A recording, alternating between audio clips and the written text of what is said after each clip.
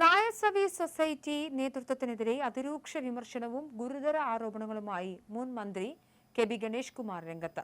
NSSൽ ഇന്ന് ഒട്ടും ജനാധിപത്യമില്ലെന്ന് ആരോപിച്ച അദ്ദേഹം സംഘടന ചില ഇത്തൽക്കണ്ണികളുടെ പിടിയിലാണെന്നും അഴിമതിയും കൊടിയ സ്വജനപക്ഷപാതവുമാണ് അവിടെ നടക്കുന്നതെന്നും തുറന്നടിച്ചു.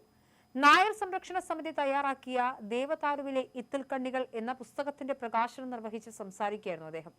തിരുവനന്തപുരം സ്റ്റാച്യുവിലെ മന്നം ക്ലബിൽ നടക്കേണ്ടിയിരുന്ന ചടങ്ങിന് ഗണേഷ് കുമാർ പങ്കെടുക്കുന്നുവെന്ന കാരണത്താൽ NSS അനുമതി നിഷേധിച്ചതിനെ തുടർന്ന് അടിയന്തരമായി തിരുവനന്തപുരം പ്രസ് ക്ലബിലേക്ക് വേദി മാറ്റിയാണ് പരിപാടി സംഘടിപ്പിച്ചത്. മന്നത്ത് ആചാര്യൻ ഇരുന്ന കസേരയുടെ മഹത്വം ഓർക്കണമെന്ന് NSS general secretary G Sukumaran നായരെ പരോക്ഷമായി ലക്ഷ്യമിട്ടുകൊണ്ട് ഗണേഷ് കുമാർ പറഞ്ഞു. കനകസിംഹാസനത്തിൽ ഏത് ശുനകനും കയറിയിരിക്കാമെന്ന് തോന്നിക്കുന്ന തരത്തിൽ പെരുമാറരുത് എന്നും ശുനകനാണ് എന്നുള്ള ഓർമ്മയില്ലെങ്കിലും ഇരിക്കുന്നത് കനകസിംഹാസനത്തിലാണെന്ന ബോധം എല്ലാവർക്കും നല്ലതാണെന്നും അദ്ദേഹം പരിഹസിച്ചു. ഇങ്ങനെയൊരു തരം താഴ്ന്ന നേതൃത്വം NSSന് വേണോ എന്ന് സമുദായം ചിന്തിക്കണമെന്നും ഡൽഹിയിലെ പാറ്റ സമരം പോലെ നായന്മാർ നേതൃത്വത്തിനെതിരെ ഉയർന്നു വരണമെന്നും അദ്ദേഹം ആഹ്വാനം ചെയ്തു. മന്നത്ത് ആചാര്യനും ശബരിമല അയ്യപ്പനും വേണ്ടി സമരം ചെയ്യുന്നത് അഭിമാനമാണ്.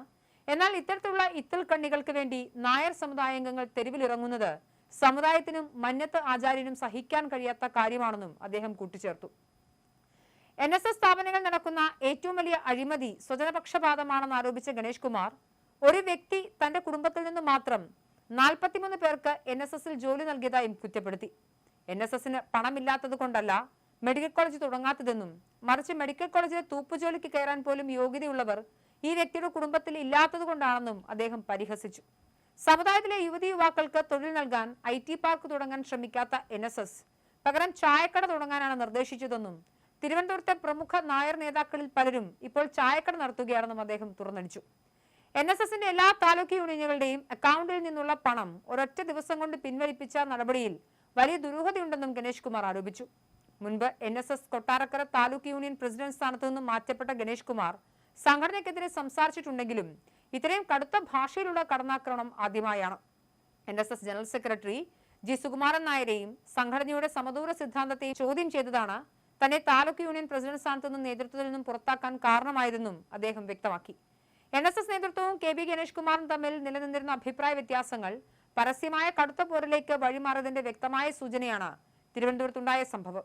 ജനറൽ സെക്രട്ടറി ജി സുകുമാരൻ നായരെ നേരിട്ട് ലക്ഷ്യമിട്ട് ഗണേഷ് കുമാർ നടത്തിയത് കേവലം ഒരു രാഷ്ട്രീയ പ്രസ്താവനയല്ല, മറിച്ച് സാമ്പത്തിക ഇടപാടുകളെയും നിയമനങ്ങളിലെ സ്വജനപക്ഷപാതത്തെയും ചോദ്യം ചെയ്യുന്ന ഗുരുതര ആരോപണങ്ങളാണ്.